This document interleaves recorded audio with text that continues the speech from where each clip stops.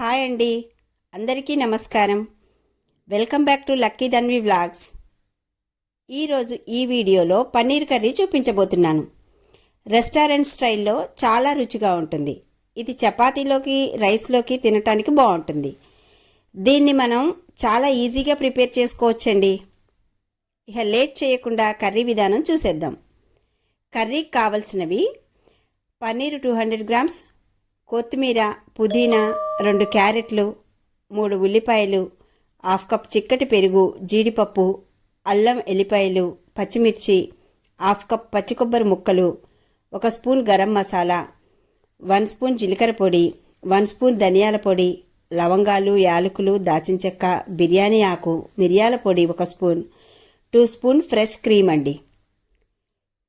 ఇక్కడ నేను చేసే ఈ కర్రీ క్వాంటిటీకి తగ్గట్టు తీసుకుంటున్నాను. మీరు మీకు కావలసిన విధానంలో క్వాంటిటీలో తీసుకోండి. ఇప్పుడు కర్రీ విధానం చూద్దాం. ఇప్పుడు కళాయిలో 50 గ్రామ్స్ వరకు ఆయిల్ వేసుకున్నాను. ఆయిల్ వేడయ్యాక ఉల్లిపాయ ముక్కలు వేసుకోవాలి.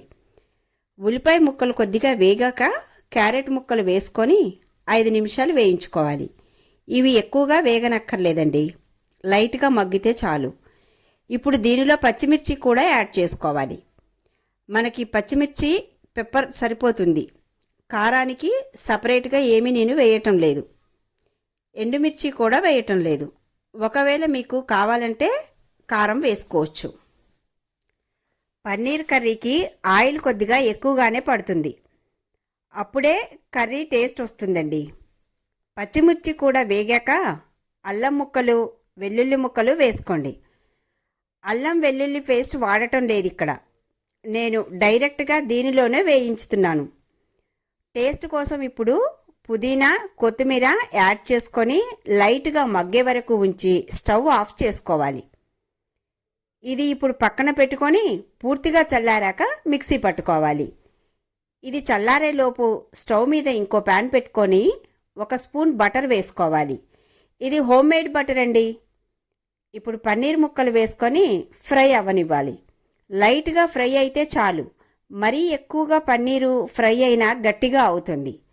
పన్నీర్ ఫ్రై అయ్యాక ముందుగా వేయించి పెట్టుకున్న మిశ్రమాన్ని మిక్సీ పట్టుకోవాలి. కళాయి పెట్టుకొని 2 గంటల ఆయిల్ వేసుకొని కొన్ని లవంగాలు, కొన్ని యాలకులు, కొంచెం దాచిన చెక్క, 2 బిర్యానీ ఆకులు వేసుకొని ఈ మసాలా దినుసుల్ని ద్వారగా వేయించుకోవాలి. మనం ముందుగా మిక్సీ పట్టుకున్న పేస్టును వేసుకోవాలి.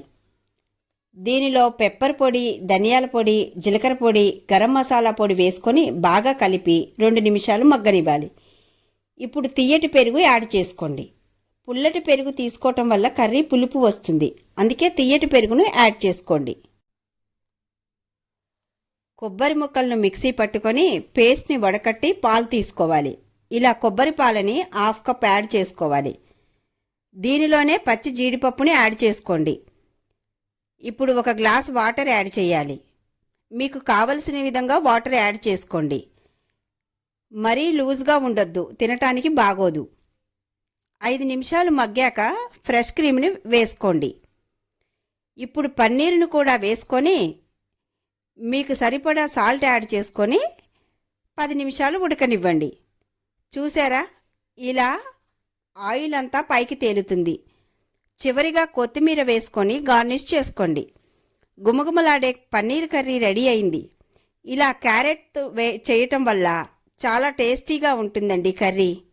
మీకు కూడా నచ్చితే ఒక లైక్ చేయండి. మా ఛానల్ని సబ్స్క్రైబ్ చేసుకోండి.